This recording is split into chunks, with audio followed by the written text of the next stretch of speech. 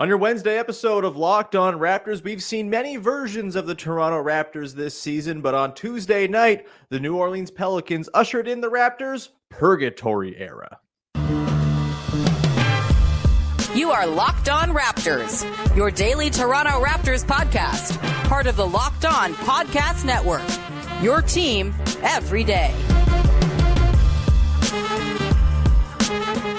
Hey, what's going on? And welcome to another episode of Locked On Raptors, part of the Locked On Podcast Network, your team every day. It is Wednesday, March the 6th, and I'm your host, Sean Woodley. I've been covering the Toronto Raptors now for 10 seasons on various platforms. You can find all my work over on the Bad website at Woodley Sean. You can find the show on Instagram at Locked On Raptors, and of course, you can join us in the Locked On Raptors Discord server. The link is in the description of the podcast. It's free to join, and it's a great place to come hang out, talk about the Raptors, talk about other less depressing basketball teams, the draft, so much more going on there in the Discord. Come be part of our listener community. Again, it's free to join. Link in the description.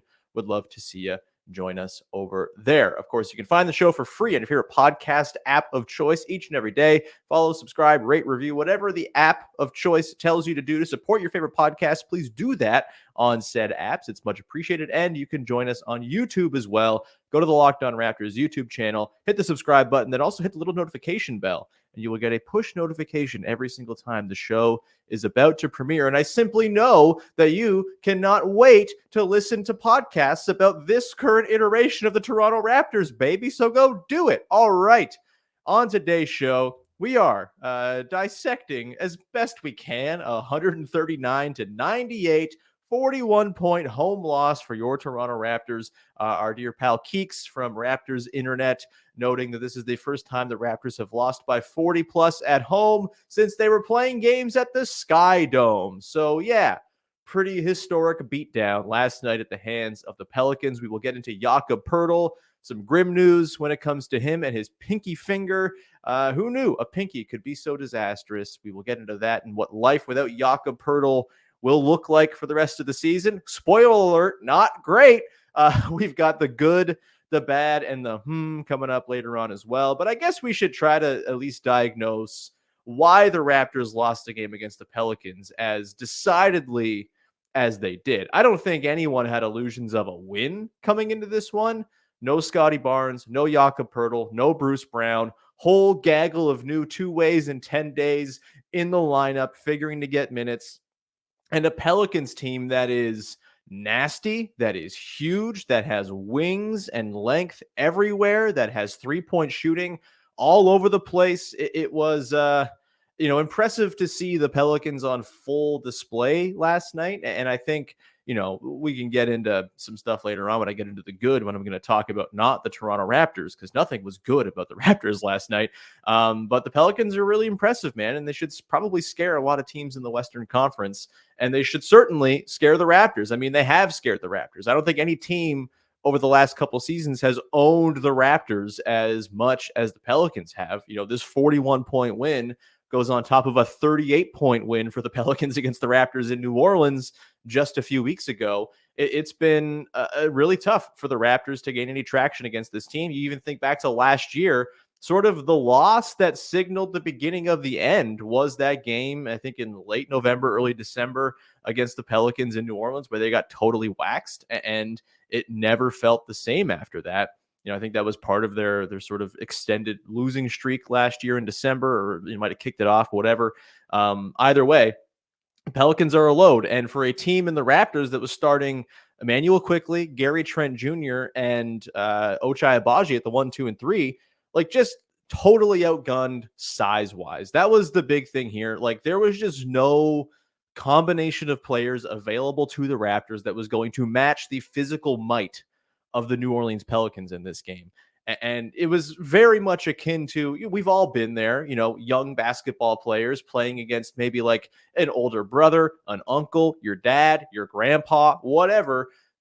When you're young and you're small and you're physically overmatched because your bone density isn't what it will one day be as an adult, you have to resort to like sneaky tricks to try and win basketball games in a one-on-one setting against larger, more developed people. That was what this one looked like in the first quarter when the Raptors got out to a decent start. They were up 19-14 at one point.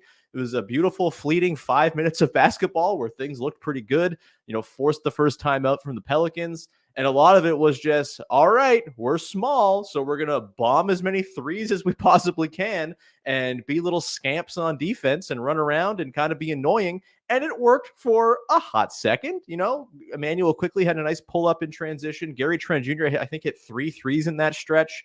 It's very much felt like the take a bunch of threes and pray kind of game plan. And I don't know what else they could have done to overcome the physical, odds against them in this one. The Pelicans are just ridiculous. They're massive. Jonas Valanciunas, for all Kelly Olynyk's worth, that's a tough matchup for Kelly Olynyk. Jonas is an absolute load. And, to the Raptors' credit, in that first 5-minute stretch, it seemed like they were sort of capitalizing on the, slower Pelicans team when they're, in that sort of super huge configuration with Herb Jones at the 2 and Ingram and Zion at the 3 and 4 and Valanciunas at the 5. They were stretching them out. That's what the threes were about, right? It was, Kelly Olynyk has the ball up high.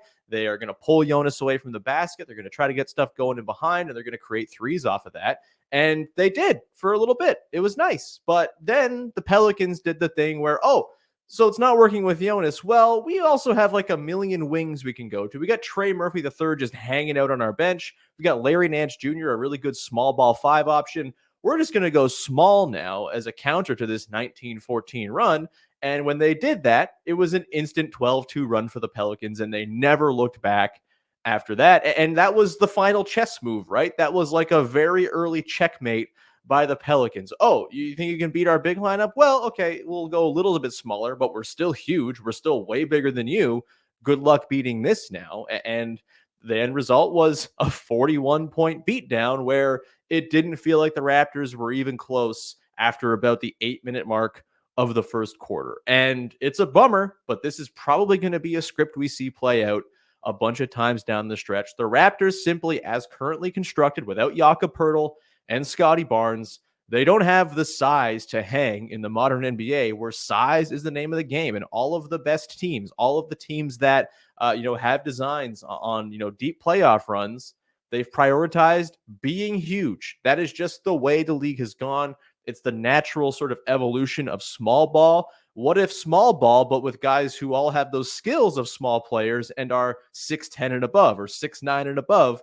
The Raptors, going back to Vision 6'9", weren't wrong in their vision of, hey, the future of the league is going to be everyone is huge. They, I think, got the wrong combination of players to execute that vision. And they were maybe a little bit ahead of the curve and, too early on it. And just couldn't quite find the skill sets to mesh.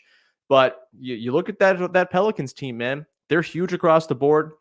They didn't even have Dyson Daniels in this game, who himself is like 6'8" and massive as a defender. They're a nasty, nasty team, and they are just one of the worst potential matchups for this current iteration of the Raptors that starts 3 guys 6'5" and under. RJ Barrett 6'6", 6'7", and doesn't really play like that as a defensive player all that often. Offensively, yeah, he's a bull, but defensively, we've yet to really see him kind of find a groove. And then Kelly Olynyk, again, bless his heart, man. He played a really nice game, 15, 6, 7, 2, and 2, doing everything you can want from Kelly Olynyk as the sort of steward of this team with Scottie Barnes and Jakob Poeltl out. And still just not nearly enough on the defensive end and not nearly enough physical, sort of just like the physical mismatch here was, it was like, how sometimes it's like, oh, could Kentucky beat an NBA team? No, because like the physicality is just not there and the talent's not there. This felt like the NBA version of, could Kentucky beat an NBA team? And the answer is a very definitive no. The Raptors just ain't equipped right now, man. Having no Scottie, no Jak is a real blow. And it seemed like the Jakob Poeltl absence might not be all that prolonged. However, we got some bad news last night that is probably going to spell the end for Jakob Poeltl's season and the end of really anything of note for this Raptors team when it comes to sort of big picture foundation laying. We're going to get into that and what life without Jakob Poeltl is going to look like coming up in just 1 second here on the show. Today's show is brought to you by our friends over at eBay Motors. Passion, drive, and patience. What brings home the winning trophy is also what keeps your ride or die alive. eBay Motors has everything you need to maintain your vehicle and level it up to peak performance, from superchargers, roof racks, exhaust kits, LED headlights, and more. Whether you're into speed, power, or style, eBay Motors has got you covered. With over 122 million parts for your number one ride or die, you'll always find exactly what you're looking for. With the eBay Guaranteed Fit, your part is guaranteed to fit your ride the first time, every time, or your money back. Because with eBay Motors, you're burning rubber and not cash. With all the parts you need at the prices you want, it's easy to turn your car into the MVP and bring home that win. Keep your ride or die alive at ebaymotors.com. Eligible items only. Exclusions apply. eBay Guaranteed Fit only available to U.S. customers. All right, continuing on here with your first listen of the day. Thanks so much for tuning in as we pick up the pieces after a bludgeoning at the hands of a very good New Orleans Pelicans team.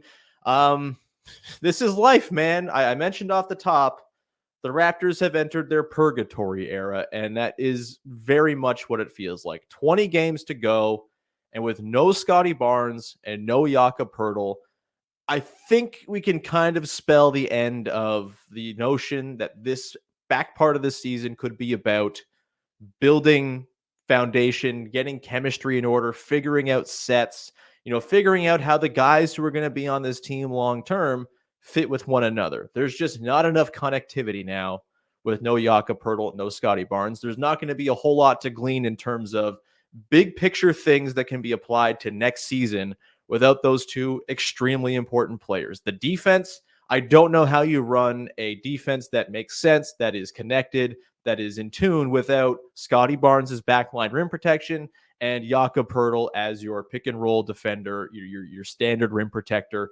Like, without those two guys, this defense is absolutely drawing dead. We saw it last night. And there will be some matchups where they are a little bit more able to hang against smaller teams and whatnot. They'll have nice nights, I'm sure, where things pop and, bench guys come in and have really nice performances.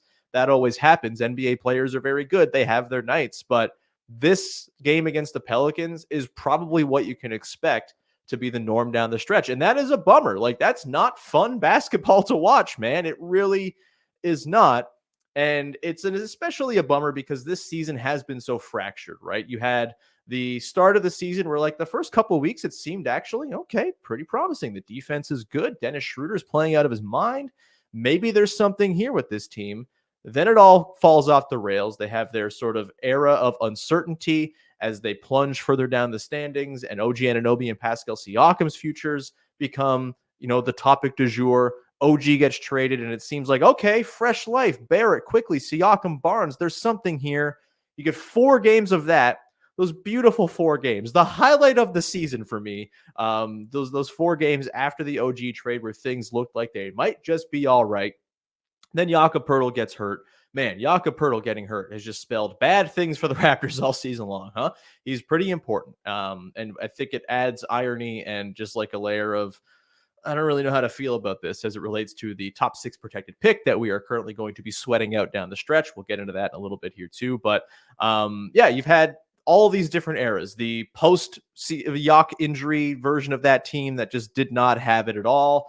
Then they trade Siakam. You have that between Siakam trade and trade deadline thing where Bruce Brown's a question. Other guys are potentially going to get moved. Then they finally get their team together.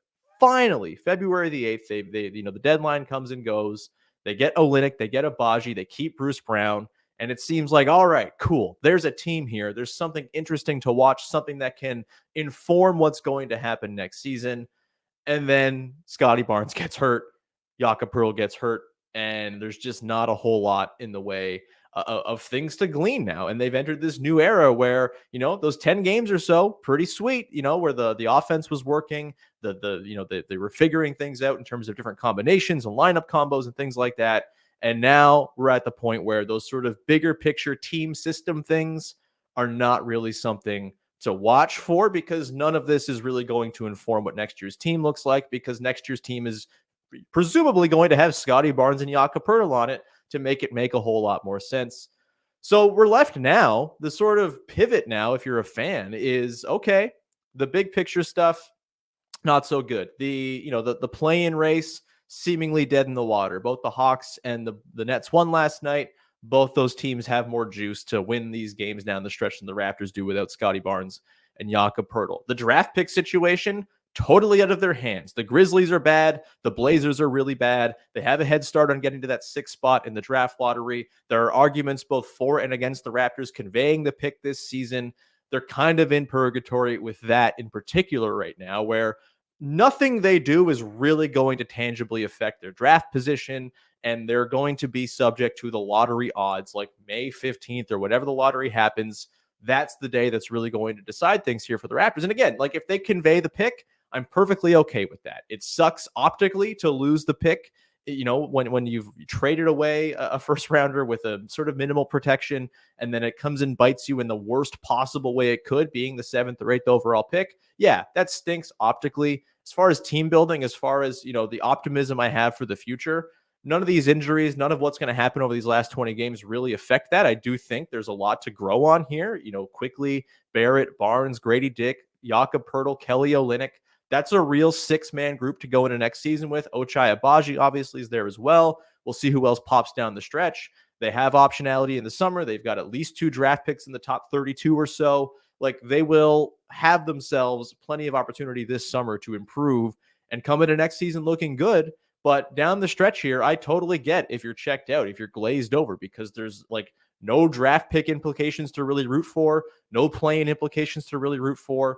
And so the thing you're left rooting for, you're not rooting for, team success. You're not rooting for instilling of principles and all of that. It's basically individual performances and things that you can point out from individual guys and say, hey, that's exciting. That's something that, maybe portends something in the future. Emmanuel Quickly, I think in this game is a pretty good example, right? Quickly in this one, 17 points, 7 boards, 7 assists, just 1 turnover, was guarded by Herb Jones for a lot of this game. And look, per the matchup data, did not score a single point in the possessions where he was guarded by Herb Jones, but credit to him for hunting switches, finding different matchups to go and exploit. And he had himself a pretty solid game. Only 2 of 7 from 2-point range. That's not what you want to see. He's been trending upward from 2 of late. It sucks to see a bit of a regression there, but the Pelicans are also enormous and have length everywhere. Not the type of team I expected to have quickly go, 8 for 10 from 2-point range against or anything like that. He was bombing threes, created without turning it over. I think this was a pretty good game for Quickly. And frankly, he's the guy I'm most excited to watch down the stretch because he is going to be the main focus of attention for defenses. He's going to have to learn on the fly here. He's going to have to figure things out, in game as to how to approach different looks and schemes he's going to see. He's going to see a lot of double teams, one would assume, if teams are actually worried about scheming at all for the Raptors, which I guess is another question. But yeah, I think watching Quickly continue to kind of ratchet up the level of difficulty on the job he's been asked to do down the stretch, I think it can only mean good things going forward as we go into next season. Yesterday on the show, I kind of compared it to playing a video game on the hardest level, then going back down to the next level, which will kind of be what Quickly is going into next year. He goes from super hard to kind of hard, and then all of a sudden, oh, things are a little bit easier. I've kind of, gone up against worse than this is kind of the hope for Quickly next season. And what he gets to do against, the best opposing defenders, the Herb Joneses of the world, I think can be pretty informative and can also inform his development, right? If he has struggles, if he has failure, that's something you can take, process, apply things, and then go and address in the summer with a good offseason of work as well. So you're looking for that. You're looking for Gary Trent Jr. Can he find a way to carve himself into the plans of for the Raptors' future? We'll see. I don't know. He had a nice game last night, I suppose. 4 of 10 from 3. 3 of those threes coming in the first 4 minutes of the game. I don't know, how you feel. I feel like I haven't learned anything about Gary Trent Jr. all season long. He's still the same guy to me, but maybe that guy is enough, does enough and is worth keeping around. Who knows? We'll see. Either way, that's what you're after. Individual performances. The guys off the bench, Javon Freeman-Liberty. We'll talk about him coming up in a little bit. Does DJ Carton do something to, tickle your fancy? Does Mohamedou Gay do something? I certainly don't think Jordan Nwora is going to do anything. Does Jamias Ramsey pop in a 10-day contract? That's the stuff we're talking about here. We're in the Ben Uzo Solomon Alabi zone. Can one of these guys carve out a long-term role with the team? That's kind of the thing to watch here. It's tough, man. It's just without Jak, without Scottie, there is very little this team can do against most NBA opponents outside of the very worst teams, the Wizards, the Hornets, the Pistons, the Blazers of the world. This is not going to be a team that has a lot of juice against the best teams in the NBA. They're going to have to hope teams have off nights, run into injuries if they want to win games. But at this point, winning games, like it's probably not going to mean much anyway. Like I don't think they're going to really change their position in the standings. They're probably just going to be exactly where they are, 7th in the lottery odds, and we'll see where the chips fall from there. But yeah, not exactly what you want without Scottie or Jakob Poeltl. This team is no longer a team with any sort of cohesive identity, and that's a bummer because it seemed like they were finding it with those two guys playing really good basketball post-trade deadline. We'll come back on the other side. We'll get into the good, the bad, and the to round out the show. And please stay. Please keep listening. I know it's a bummer, but hey, there's still some stuff to enjoy, stuff to talk about, stuff that's interesting, and stuff to get mad about as well. Like Jordan Nwora's defense. We'll get into all that coming up in just one sec. Today's show is sponsored by BetterHelp. And look, sometimes we all need the opportunity to get something off of our chest. Big or small, certain things can really start to get to you. And it's important that you let it out, especially to someone who's unbiased on your life. Therapy is something that has helped a lot of people in my life. Just having someone to talk to, get the stuff out of your brain, process it, get it said out loud, have someone there to offer insights and suggestions of how you can process things. It's a really valuable tool. And, it's a great thing for self-care, right? Taking care of yourself is a really, really important thing. It's a heavy world out there. Having someone to talk to about it can be great, whether you're trying to process major trauma, whether you're dealing with, just a relationship you want to add more TLC to, whatever it might be. Maybe you have a career decision. Therapy can help with all of these things and be a bit of a guiding light for you. Therapy can be different for everyone. Most of us have bigger problems than our favorite sports teams' woes, and it's important to get things off your chest every once in a while. If you're thinking of starting therapy, give BetterHelp a try. It's entirely online, designed to be flexible and suited to your schedule. Visit BetterHelp.com/LockedOnNBA and get 10% off your first month. That's BetterHelp, HELP.com/LockedOnNBA. All right, rounding it out with the good, the bad, and the here to close off your Raptors Pelicans recap. The people out there in the Discord in particular thought I wouldn't be able to get a 30-minute podcast out of this game, but that's I'm a pro. What am I supposed to say? I'm really good at hearing the sound of my own voice. So while the team stinks, while the back part of the season feels like it has no meaning to it, don't worry, I'll still be here talking it all out. We'll get into some bigger picture stuff, obviously, too. But I'm excited to kind of, we'll get into the draft stuff probably a little prematurely as well. We'll keep tabs on all of it as we go forward here. So please don't leave the show just because the team is bad. That's all I ask. It's, we're still here to make it fun to be a Raptors fan, even if the team is not holding up its end of the bargain. All right, let's get into the good. And look, the Raptors were not good in this game. I'm not going to shower any good upon them because they got beaten by 41 points at home. So you know what's good? The New Orleans Pelicans are good. This is a real-ass team. And no team, like I said, has owned the Raptors more over the last couple of seasons. We've got to see up close what these sort of full-fledged Pelicans can be. I think I'm kind of obsessed with this team because they're weird. They don't really, have a conventional contender level top 2 or 3 on their team. Like Zion at peak Zion is certainly that kind of guy, but he's not really been peak Zion. He's been more sort of like a, third gear Zion all season. CJ McCollum's playing awesome basketball. We know Brandon Ingram can do great stuff. I'm just so envious of the core of wings they have. It's kind of absurd that they can just throw Herb Jones and Trey Murphy out there together. Massive 3-point shooting marksmen who are just like really great two-way players. It's a bummer. That's something the Raptors could really use. If the Pelicans want to dump one of those guys off on the Raptors this summer in a cost-saving measure, by all means, baby, let's see it happen. It's probably not going to happen because why would you trade away all those really good wings? I can imagine a team trading away all of its really good wings. That doesn't happen, right? The Pelicans are awesome. And I think I'm ready to declare that if a top 4 team in the Western Conference is going to fall in the first round, I think it's because they played the Pelicans. They are so nasty. I think physically against the Thunder, they could be a real sort of, tough customer for the Thunder to deal with physically. They just kind of got the juice to oversize them and all that stuff. Maybe the Wolves can't contend offensively with them if they really get humming. I don't think the Nuggets or the Clippers probably lose to them, but certainly not the Nuggets. Maybe the Clippers if they're not fully at full steam or they're injured or whatever. But the Pelicans are nasty and they could totally make themselves a pathway here to the conference finals if things break right.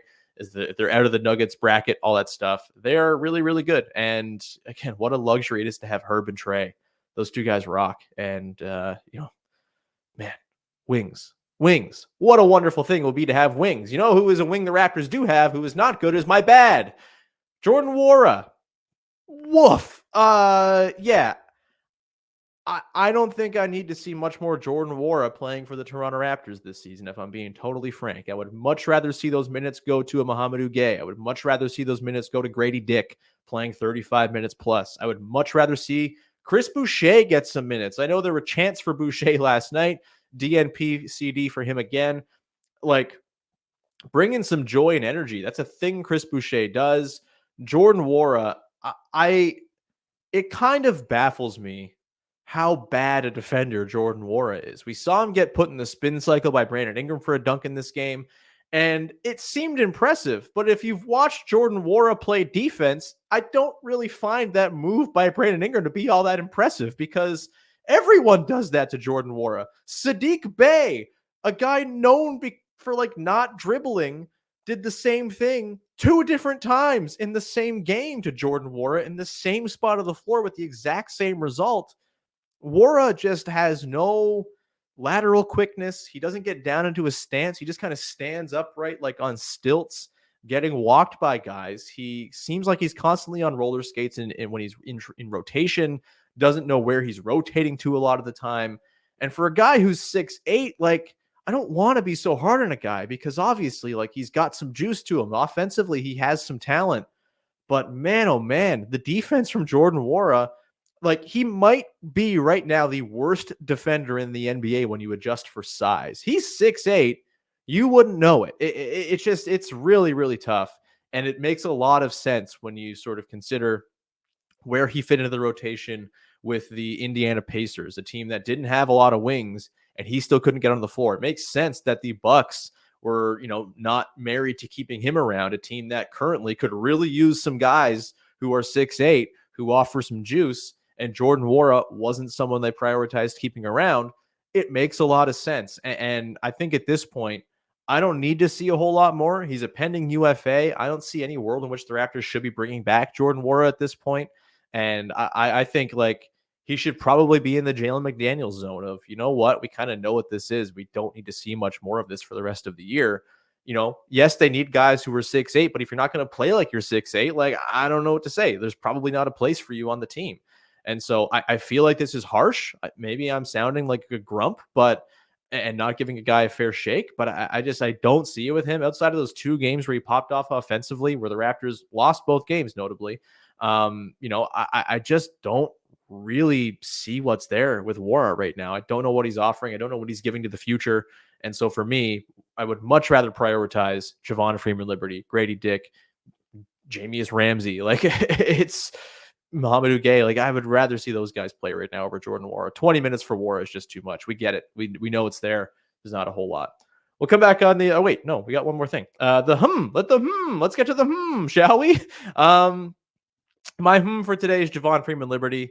Pretty intrigued by this guy. Finally gets some run last night. 18 minutes, 13 points per our pal Blake Murphy. He is now 3rd in Raptors history in points per 48 minutes behind Kawhi Leonard and Peja Stojakovic, the Raptors legend, longtime leader in true shooting percentage among all-time Raptors. I think passed by Nigel Hayes in the last few years. Why do I know these things? I have no idea. I'm sick, I guess. But Javon Freeman-Liberty, 13-3-1 last night, 4-7 from the field.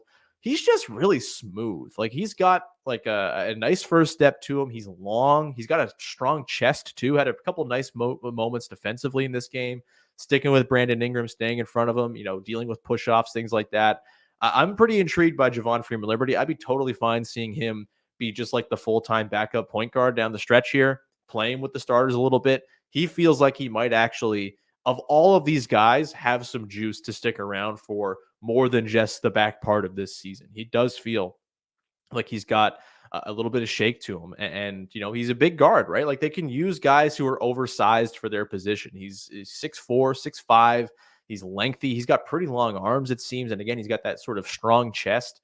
I'm intrigued to see more Javon Freeman-Liberty. He was, to me, one of the most exciting parts about this game. again, slim pickings on that front. But I think of all the guys we saw sort of in the back part, sort of the audition tier of this team, he was very clearly the most impressive to me. And so, let's see more Javon Freeman-Liberty. Let's see him eat into those Jordan Nwora minutes. Let's see him play 25, 30 minutes in some of these games. Might as well, because I do think his offensive juice is pretty much there. And like without Scottie Barnes, they need ball handling chops. They just badly need it. No Jakob Poeltl. They need some creation. Javon Freeman-Liberty has flashed creation, high-end creation at the G League all season long. Doesn't mean it's going to translate to the NBA, but worth a shot. He has shown way more than any of these guys has so far this year, and I would be more than inclined to see a whole bunch of Javon Freeman-Liberty down the stretch. All right. That's going to do it. We will leave it off there. Thank you so much for hanging out. If you made it to the end of this podcast about a game they lost by 41 points, you're the heroes here. You are the true sickos who make this podcast go, and I love you all. If you are one of these sickos who made it to the end of this podcast about a 41-point loss, let us know in the comments. Let me know in the Discord, whatever it might be, because you deserve a special congratulations from me. You're the best. We will leave it there. Thank you so much for tuning in. We will talk to you again on Thursday as we'll try to do something big picture, maybe, sort of reflect upon those fleeting 10 games where the Raptors looked like a real team. We'll get into that on tomorrow's show. Katie Hine will be along Friday to talk about Raptors Suns. In the meantime, follow, subscribe, rate, review, tell a friend. Always appreciated when you support the show. However you support the show. And we'll talk to you again on Thursday for another episode of Locked On Raptors. Thanks for hanging. Bye-bye. Not even close.